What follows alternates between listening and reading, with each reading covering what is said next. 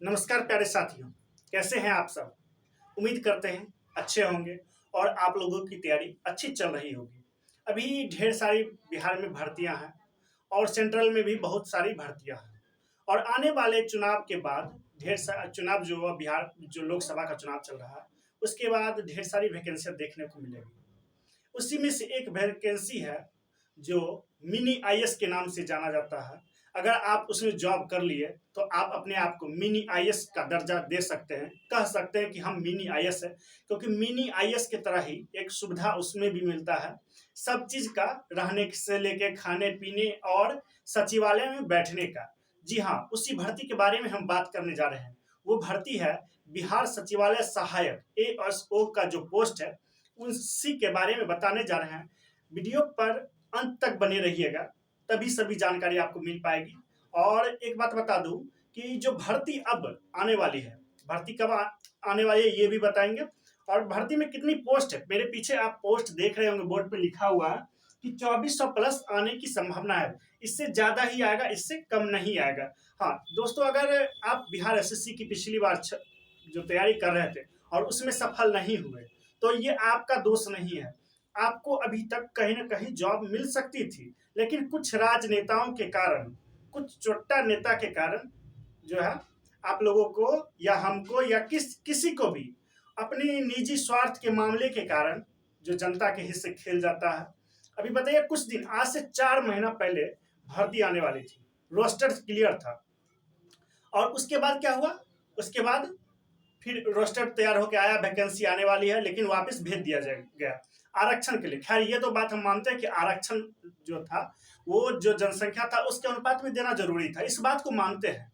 और उसके बाद अगर आ जाता तो तुरंत वैकेंसी आ सकती थी। और आप लोग मतलब अगस्त आने तक में, अभी जैसे आप लोग वैकेंसी का इंतजार कर रहे हैं उसी तरह अभी इंतजार नहीं करते वैकेंसी का, वैकेंसी भर के उसका क्या करते, एग्जाम की तैयारी करते और एग्जाम का इंतजार करते कि अब मेरा प्रीलिम्स होने वाला है और जोर शोर से तैयारी करते।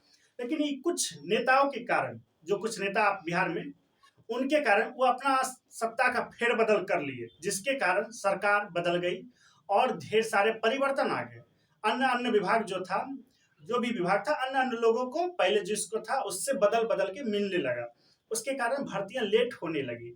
चलिए, लेकिन भर्ती आएगी, इस बात को आप ध्यान रखिए।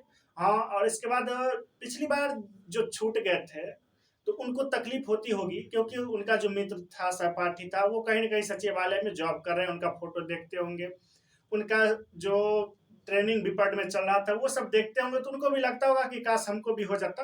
तो घबराइए नहीं, इंतजार की जो घड़ी होती है वो थोड़ा ज्यादा मतलब कठिनाई वाली होती है।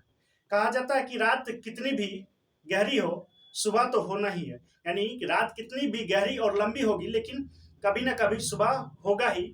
अंधेरा कभी ना कभी जाएगा ही, अगर आप सही से सच्चे दिल से मेहनत करते हैं तो।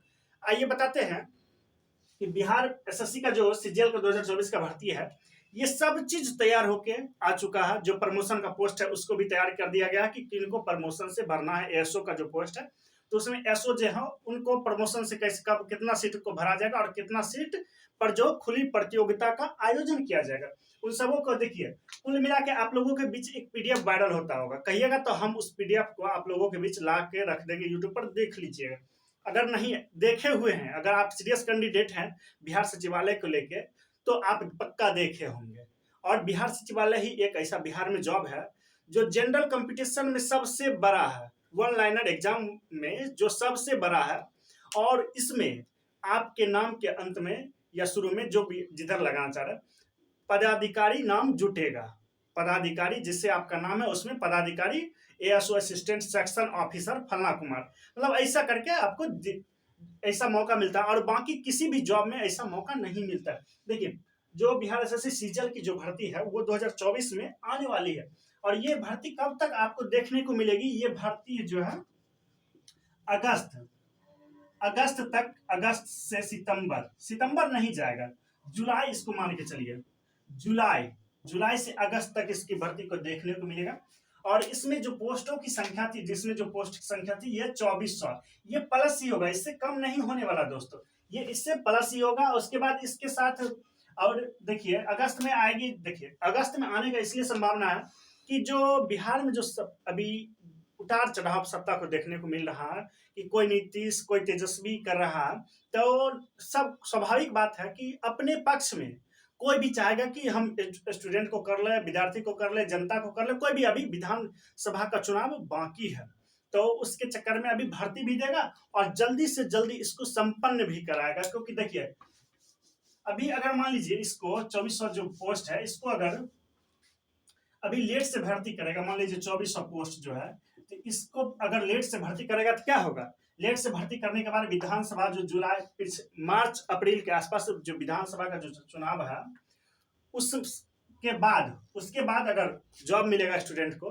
तो स्टूडेंट मतदान नहीं करेगा जो सत्ता पक्ष के नेता हैं उनको, जो विपक्ष के नेता हैं उनको मतदान कर देगा।